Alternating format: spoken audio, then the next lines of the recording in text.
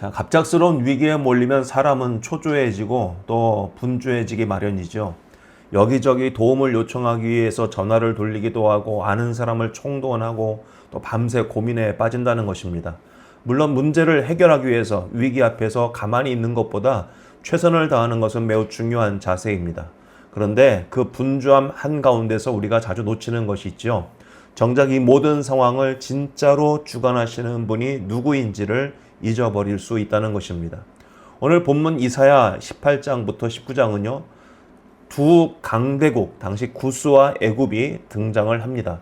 이들은 각자의 방식으로 분주하게 움직입니다. 그러나 그 분주함과 대조되는 하나님의 조용함이 오늘 본문 전체를 관통하는 핵심이라고 생각합니다. 오늘 이 말씀을 통해 진짜 역사의 주권자가 누구인지를 함께 묵상했으면 좋겠습니다. 오늘 18장 1절과 2절을 보시면 슬프다 구스의 강 건너편 날개치는 소리나는 땅이요 갈대 배를 물에 띄우며 사절을 무트로 보내며 라고 기록합니다.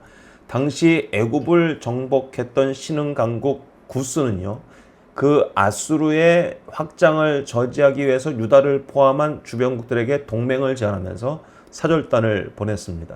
그들은 자신들의 키가 크고 강대한 백성이라고 과시하면서 그 위세를 떨쳤는데요. 그렇게 온 세상이 굉장히 바쁘게 돌아가고 있는 그 정치적 변화 속에서 각자 자신의 입지를 다지기 위해서 분주하게 움직이고 있었다는 것입니다. 그럴 때 하나님은 본문 4절에 여호와께서 내게 이르시되 내가 나의 처소에서 조용히 감찰함이 쬐이는 땡볕 같고 가을 더위의 이슬 같도다 라고 선지자 이사야를 통해 말씀하십니다. 바로 이 지점에서 본문의 핵심 반전이 등장한다는 겁니다. 인간들이 서로 동맹을 맺고 세력을 규합하려고 분주할 때 하나님께서는 조용히 지켜보고 계신다는 것입니다. 이 하나님의 조용함, 이 침묵은 무관심이 아닙니다. 마치 농부가 포도가 익어가는 계절을 가만히 지켜보다가 정확한 때에 낫을 드는 것처럼 하나님께서는 정확한 그때를 정하고 계시고 또 기다리고 계신다는 뜻입니다.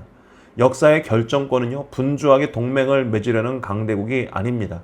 위기의 때 사람의 방법으로 사람의 힘을 통해 그 위기를 건져내려고 하나님을 외면한 채 분주한 그 나라가 이기는 것이 아니라 조용히 때를 정하시는 하나님께 있다는 것입니다. 그것이 오늘 본문의 핵심 메시지입니다.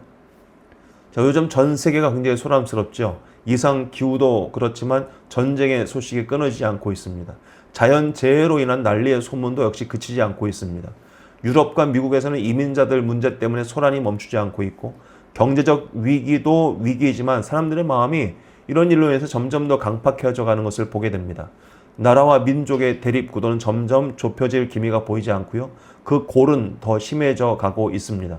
그래서 나라마다 뭐 이런 방법 저런 방법 자구책들을 내놓는데 보면은 화해를 위한 것이라고 보기 어려운 내용들 뿐입니다. 이럴 때 하나님의 적극적인 개입이 있어서 모든 사람들이 와 역시 하나님이시구나 하나님 살아계시는구나 하고 놀라고 또 감사하는 그런 사건이 있으면 얼마나 좋을까 싶은 생각이 들어갑니다. 하지만 하나님께서는 계속 침묵하시는 것만 같지요. 전 세계 전쟁 난리 속에서 하나님은 침묵하시는 것 같습니다. 반대로 세상의 힘이 세상의 방법이 더 현실적으로 느껴지는 것 같은 이런 때입니다. 하나님의 침묵, 하나님께서 조용히 계시는 이런 상황들을 우리는 어떻게 바라보아야 할까요? 인내로 수용할 수 있는 우리의 자세가 필요하다는 것입니다.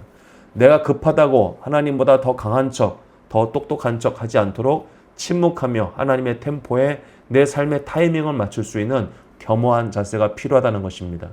오늘 우리가 이 땅에 살아가는 동안에 우리의 기준, 우리의 삶의 모든 잣대는 어디에 있어야 합니까?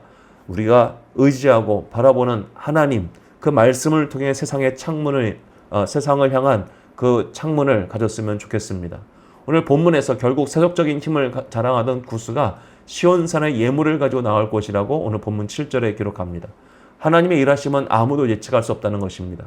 그리고 지금 강하다고 큰 소리치는 세상 그 어떤 권력도 하나님의 나라보다 영원할 수 없습니다. 조급한 마음으로 상황을 보지 말고 하나님의 시선으로 또 우리가 매일 묵상하는 이 말씀의 창문을 통해 세상을 지켜볼 수 있는 믿음의 사람들이 되었으면 좋겠습니다. 구스에 이어서 본문 19장은요. 애굽에 대한 내용으로 이어지죠. 1절을 보면 보라 여호와께서 빠른 구름을 타고 애굽에 임하시리니 애굽의 우상들이 그 앞에서 떨겠고 애굽인의 마음이 그 속에서 녹으리로다 라고 기록합니다. 고대 근동에서 세계 최고의 문명을 자랑하던 애굽조차 하나님께서 임하시니 그들의 우상들이 떨고 마음이 녹아내린다고 합니다. 2절에 하나님은 애굽 내부에 내란을 일으키셔서 형제가 형제를 성읍이 성읍을 치게 하실 거라고 말씀하십니다. 그 3절에서 백성들이 우상과 무당과 신접한 자에게 찾아가도 아무 소용이 없다고 말씀하십니다. 겉으로는 화려했던 애굽의 종교와 정치 체계가 급박한 위기 앞에서는 완전히 무력한 그 모습을 드러내고 말았습니다. 그뿐이겠습니까? 본문 5절과 8절을 보시면 강물이 잦아지며 시내가 잦아서 마르고 강들에서는 악취가 나며 나일의 어부들은 탄식하며 애곡하며 라고 기록을 합니다. 나일강이 어떤 강입니까? 애굽의 생명줄이었죠.